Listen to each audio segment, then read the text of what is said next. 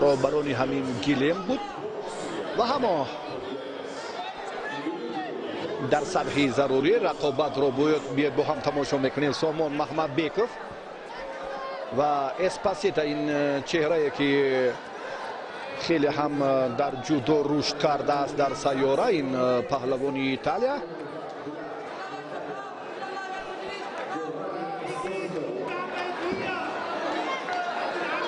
گیوانی اسپاسیتا قریب که به پهلوانی ما هم سال است. این ورزشگر بله این 21 سال دارد.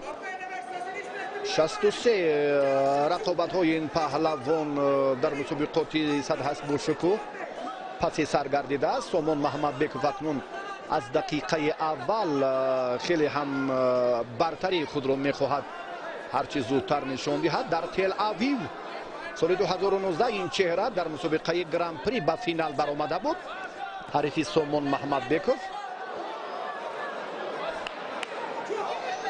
باز هم عملهای پهلوانی ما اونقدر ثمرآور نیستند، اما برای ما مفید است. بهتر است همین لحظه که بسیار هم مسئولیت دارد عضو منتخب جودوی میهن چمپیون جهان میان جوانان سامان محمد بیکوف.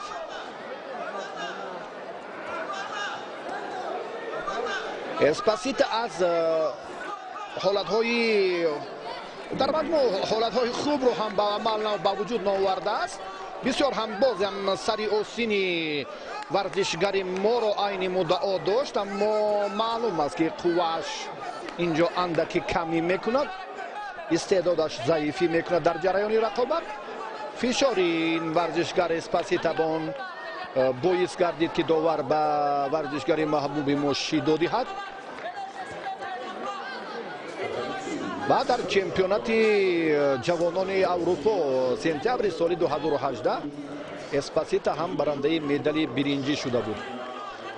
برای معرفی سامان فکر میکنم حاجت نیست. برای ما این فرصت است که سامان هرچی زودتر از همان بند و اسلوب خوب استفاده کند، مطلب خیش رو در میدان عملی سازد و ما امیدواریم البته از این چهره سرشناس و پهلوانی ما اندکی کمتر اگر توجه کنیم در 50 رقابت شرکت ورزیده است. کمربند را اسپاسیتا باید که درست‌تر کند و داور باز هم اشاره به هنر نمایی هر دو دارد. و نوامبر سال 2019 در گرند اسلم اوساکا پهلوان ما برنده مدال برنجی شده بود و از این پیشتر 16 اکتبر عنوان چمپیون جهان را میان جوانان در مراکش به دست آورده بود سامان محمد بیکوف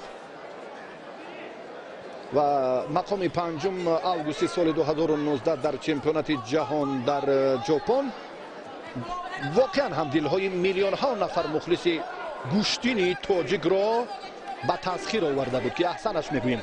رقابت الان اینجا نتیجه بخش نیست برای هر دو، اما از این فرصت ها باید سامان هم ثمرناک استفاده کند. سه عنصر اساسی را مورد نظر در حالت پرتری باید قرار دهد. مربیش هم به این نقطه مراقب بیشتر ظاهر میکند.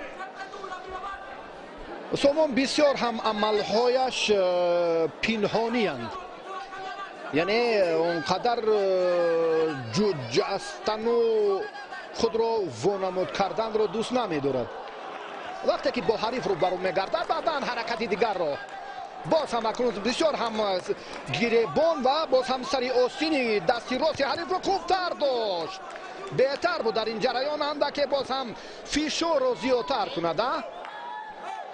باز هم امری مته هر دو هم باز در مرکز میدان نیرو میسنجند. سلسله حمله های سامان ما را دلپور میکند که البته باز هم امیدواری های خود را باز قوی تر کنیم نسبت به نتیجه شایان این نیرو سنجی. باز هم یک حرکتی دیگری نماینده ایتالیا اسپاسیتو.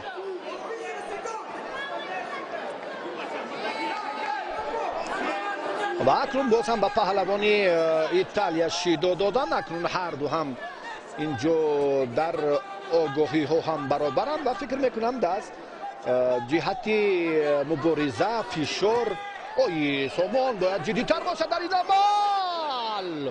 خیلی هم حرکتی حالتی راست بودن رو با فرصت پارتری به میان آورد و چرا اندک ایست کرد در اینجا ایستادگی کردن نباید سامان و اندک باز هم توجه به این سمت کرد که داور اشاره نداشت و بعدا هم چشپشی سامان دوباره باز هم برای عملهای پارتری بود که نتیجه نداد. 16 ثانیه دیگر هر دو شیدا دارند، هر دو هم حمله هایشان علاقه 2-3 مراتبه علاقه با قید گرفته شدند. سامان از بالا داشتن باز هم در حقیقت به همان دستی راست باید توجه کند و در فرصت کیچی لحظه اکنون حالت نبود که در این مورد هم اندک متوجه کردیم که داور هم حتی در شگیف مونده.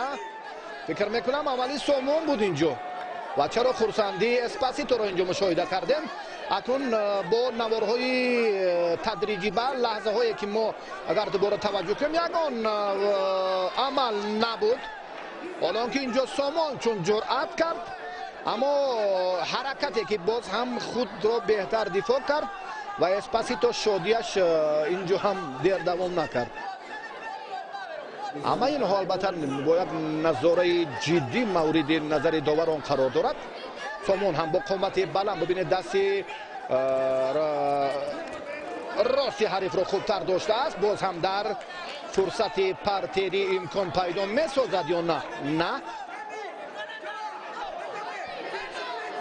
دقیقه اولی وقتی اضافه برای به دست آوردن امتیاز طلایی سامان محمد بکف پهلوان ما در یک دور آزاد بود، در دوری دیگر نماینده رومینیا رئیچو را شکست داد. باز هم سامان اگر اندکی به حالت نزدیک فاصله نزدیکتر جذب شدن توجه کند اما در این سمت او فکر میکنم من براسی ندیدم تجربه سامان رو که این حالت ها را یعنی حالت جذب همون عمل هایی که با کورش قزاق و باز هم نمود دیگری کمربندی شباهت دارد.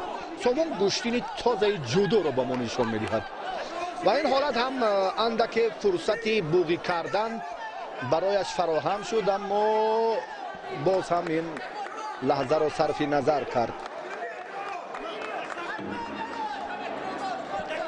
نسبت به دقیقه های اول سامان فشارش مقابل حریف اونقدر بیشتر نیست. باز یک کوشش دیگر خیلی نزدیک خیلی نزدیک داشت، نزدیکی داشت به همون مطلبی که ما میخواستیم.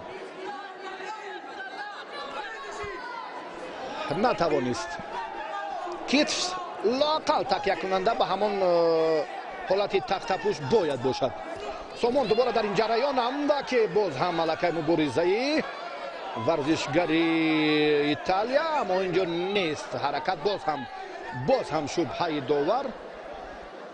اکنون با ثانیه سنجی اسپاسیتو اشاره میکند که آرامی را رعایت کند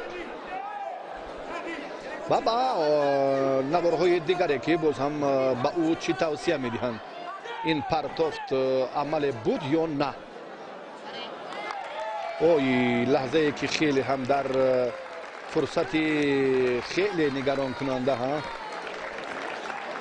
و در حالت تکرار ما این فرصت بین اللحظه را میتوانستیم که باز هم دوباره اکنون این وزر حسابیده شد. اسپاسیت از این دور